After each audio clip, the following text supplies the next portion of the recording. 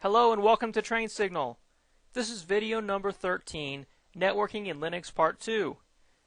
Part of Fast Track CBT Video, Linux Networking and Administration.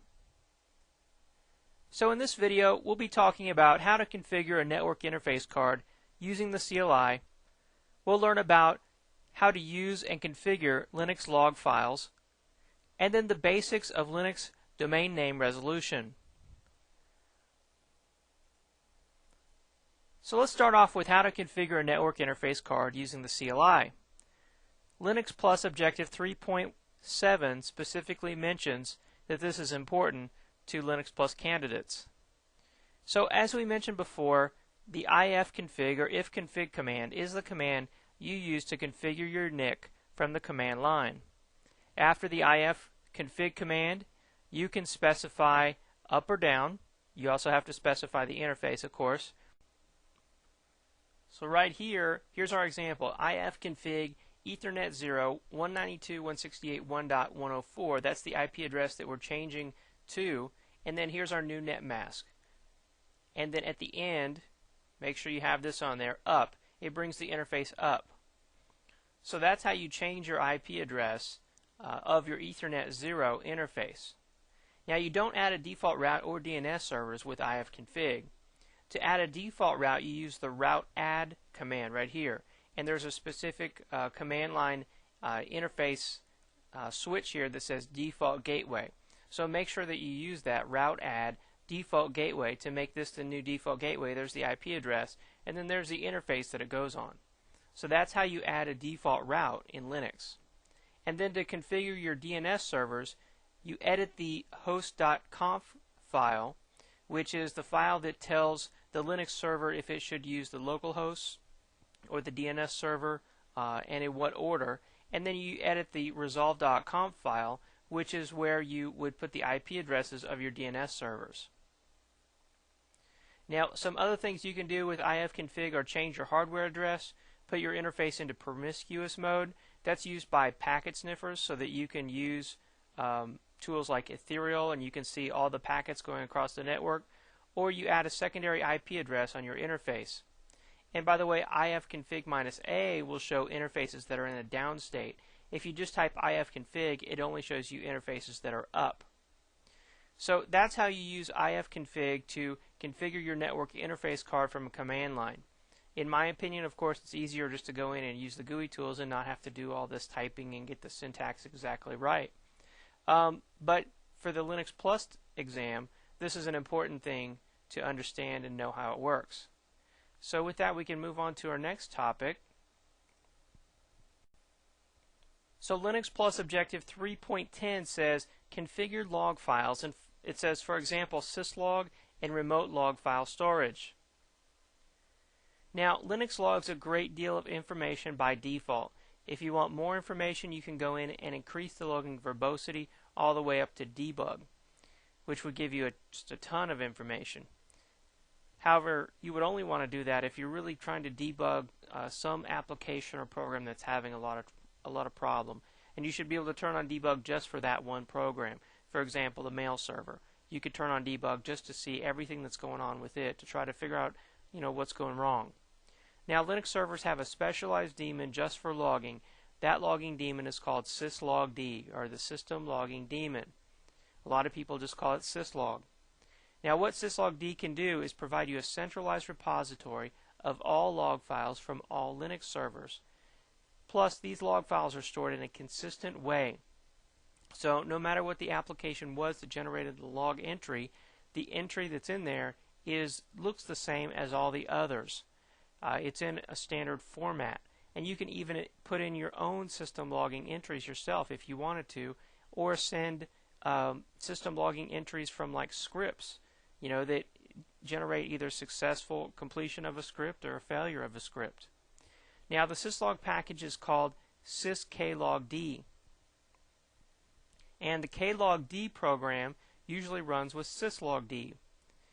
Now there are other system logging programs. If you don't want to use syslogd, there's syslog-ng and metalog, and those are great logging programs, but syslog works fine as well. Now the idea behind syslog is to have a single system log file. The system log daemon is configured with the etc syslog.conf file, and this file is laid out in this format. It looks like this. You've got facility.priority tab spaced here and then action. So the facility, that means what application essentially did this log entry come from. So examples might be like cron, mail, security, and then these local facilities that are essentially customizable. For the priority field, there's different priorities like warning, error, critical, alert, and emergency. And then once you get these entries, so say something comes in from the mail server and it's logged as alert. Well, then you have an action. What's the syslog daemon supposed to do? Should it just log that to a console, to the screen? Should it run a script? Should it send an email? Should it just put it in the file and do nothing? You know, so for every one of these different server applications and every one of these different priorities, there are different actions for the syslog daemon to take. Now, syslogd can also send all log output to a remote syslog server. So besides just centralizing all that log output on one server, there's also security benefits. So because you're getting the log information off of this server onto some other secure, more secure server, you could make that just your system logging server, and only root, let's say, has permission to get into it. Now, because over time log files can become quite large, Linux has a built-in log rotation system. This is called log rotate. It's a program that rotates the logs and gets rid of the old stuff essentially. And it's configured with etc logrotate.conf. Now, some programs don't use syslog. For example, Samba stores information in var log Samba. So you need to know that. Now, log files are excellent for troubleshooting slow performance and server reboots. However, you should be monitoring log files each day to find suspicious activity and prevent system failures. So here are some commands you can use to help you browse the log files. First off, the head command. Head -n is the number of lines and then the log file. So this would tell you the first 10 lines in the name of the log file that you specify. Then there's tail. Tail will tell you with this command, the -n20, the last 20 lines in the log file. Tail -f, and then a log file here, it will continuously monitor that log file. It'll just stay on your screen, and anytime something new shows up in that log file, at the end of it, it'll show you what it was. So that's pretty cool if you want to just sit there and monitor a log file. And then there's less log file, which will scroll through the log file and give you like search capabilities. And then of course there's grep. Grep is always great to find things in log files. So you cat out a log file and you grep for a certain line, let's say. Now, there are also centralized GUI syslog monitoring tools. Many are even free. So you can have a GUI tool that does these types of things for you as well. And that might be something to consider if you're really serious about centralizing your system logging all onto one system. So now let's move on to our next topic, and that is the basics of Linux domain name resolution. Linux Plus Objective 3.6 says implement DNS and describe how it works. For example, etc hosts, etc host.conf, etc resolve.conf, then these commands, dig, host, and named. So we're going to look at those now. Now, in video number 17, we'll be creating a fully functioning DNS server. So this is only here to serve as an introduction to DNS in Linux, not a full education on how DNS works. Now, we said that DNS is used to resolve IP addresses to host names and host names to IP addresses. So here are some important DNS related files. First off, etc hosts. etc hosts is the local host file. So for just your server, just your system, in this file you put in a host name and an IP address. So it's used to resolve host names to IP address, but it has to be manually updated just on your server. Now, etsyhost.conf, this file, is the local lookup order. So in this file by default you have files, then DNS. So the files represents the Etsy host file. So first, for DNS resolution, your server is going to go to the Etsy host file, then it's going to go to DNS. So if you wanted to change this order or remove one of those two services, you could in the host.conf. Now the etsyresolve.conf is the DNS search domain. So if I just type in PC1, ping PC1, it has to look that up in DNS. Well, it really needs a DNS domain at the end of that. So pc1.bigskyfishingsupply.com.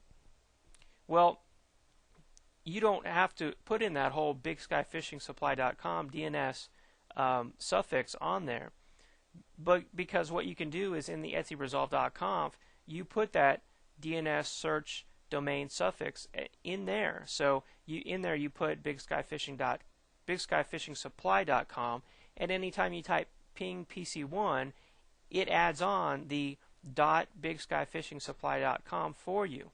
So that's what the DNS search domain is, and it's located in resolve.conf.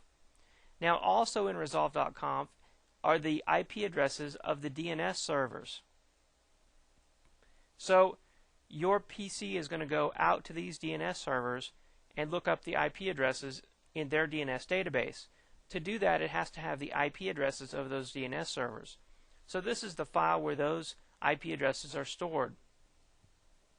Then we have three DNS lookup utilities. They are dig, host, and NSLookup. Each of these has their own functionality, but in general they're all used to look up DNS information and to go to a DNS server and say, what's the IP address for this host name? And a lot of them will do a lot more than just that. And then finally, the named is the name daemon, the DNS name server daemon. So if you're running DNS on your server, you're providing DNS services for other systems on the network, you're going to be running the name daemon, the named.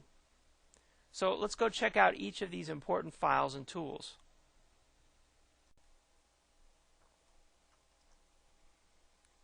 Alright, so first off, let's cat out the Etsy host file. And you can see the Etsy host file by default is really small, and the only thing that's in there is the localhost adapter. So the IP address for that is 127.0.0.1. So you can see here it just maps IP addresses to host names. And this is just two different versions of the host name over here. All you have to do really is put in one.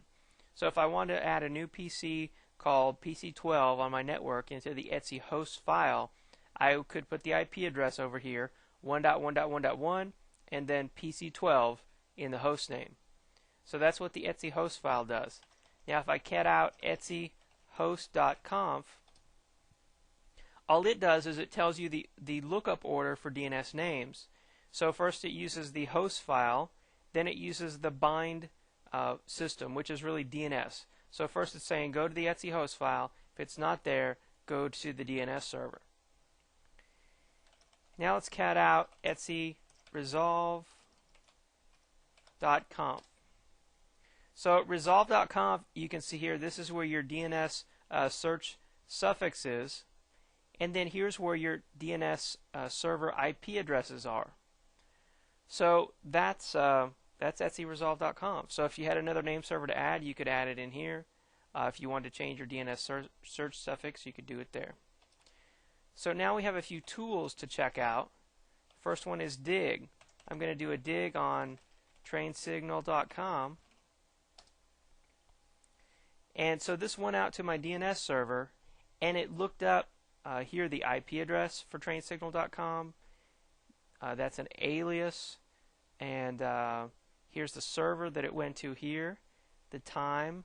And so it went out and it queried the DNS domain database on my DNS server that I have configured for this domain. So that's what dig does. If we do man space dig, You can see it's a DNS lookup utility, and it interrogates DNS servers. I like that. I like the sound of that. So let's try another one. Let's try out the host program. So if I type host www.trainsignal.com, you can see it goes out to my DNS server, and it does something similar but different. It says it's an alias. There's the IP address, and it gives the mail exchange server for that domain. So let's type man host. Host is another DNS lookup utility. It prints out a short summary by default. You can use the -A or the -V option. Let's try that. I'm going to do up arrow twice there and do -A. So this output here looks a lot like DIG. So just a couple different DNS lookup tools. And then finally there's NS lookup.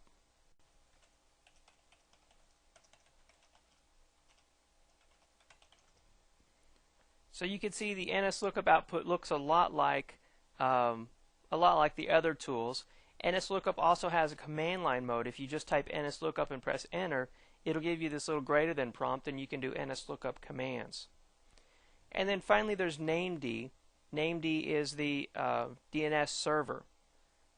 It's not running right now. We haven't installed named yet, or the DNS server, so I'm not going to show you that. But that's the basics of DNS lookup and name resolution in Linux. So with that, we'll go back to our slides. And now we can move on to our scenario. So in our scenario at the Big Sky Fishing Supply Company, you want the new production Linux server to have a static IP address so it can perform services like DNS, FTP, and HTTP. Of course, you want it to be at a predictable IP address and have a predictable name and IP address that always stays the same, right? So that's a static IP address. So to set up a static IP address on server 1, you want to use IP address 192.168.1.100, and there's a net mask right there. So let me ask you, how do you change this IP address? Well, we went over it in two different ways. First is through the command line. You could do an ifconfig or ifconfig, and you could change it through the command line, or you can use the GUI interface, the graphical interface. In my opinion, the graphical, of course, is easier because you don't have to mess with getting the command line options just right. But of course, the command line has its benefits as well. So either way, we need to get this done. So let's go over to our Linux server. Alright, so over here on our Linux server, if I type ifconfig Ethernet 0, it tells me the IP address of our Ethernet interface right now is 192.168.1.12. It's up and running. So to change this, we could use the ifconfig command, or we could go to the graphical interface. Let's go over here to the graphical interface. And if I double click on the interface here, it shows me we're obtaining our IP address right now through DHCP. So we want to change that to static. So here I type in the IP address, and then I type in the subnet mask, and then the default gateway. I know if I go over here and I do a route, there's my default gateway right there, 192.168.1.1. So that's what we're going to put in here, and then we can say OK, and let's check DNS. DNS is still correct here. So if I go up to File and Save, it says changes are saved. You may want to restart the network services or restart the computer. Well, to make this change take effect, what I have to do is I have to deactivate, and then I have to reactivate.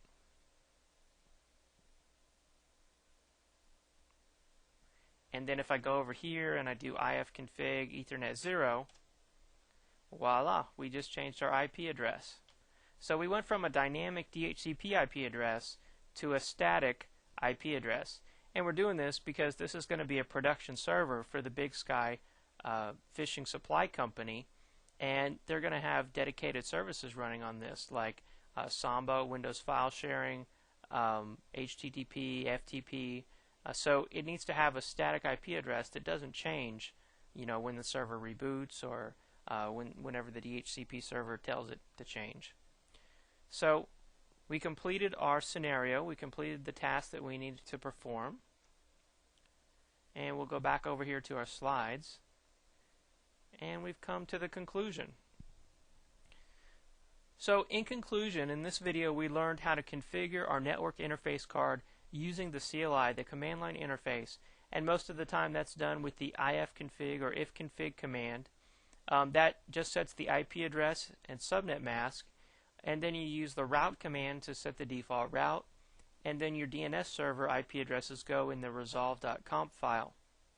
We learned about reading and configuring Linux log files, some different tools to read those log files like head, tail, less, grep, a lot of different options there. And then we learned about the syslog daemon or syslogd, how it's a centralized repository for all system logging information. So it can be centralized just for this server for the variety of applications that are on just one server, or it could be centralized for hundreds of servers and provide centralized logging for every application on all of those hundreds of servers. We also learned about the basics of Linux domain name resolution. We learned about some different tools there: dig, host, NSLOOKUP. We learned that the name of the DNS server is named. We looked at the etc host file, the host.conf file, which tells you the order, and the resolve.conf file, which gives you the DNS search suffix and the IP addresses for the name servers. So with that, we've come to the end of video number 13. This has been Networking in Linux Part 2. Thank you very much.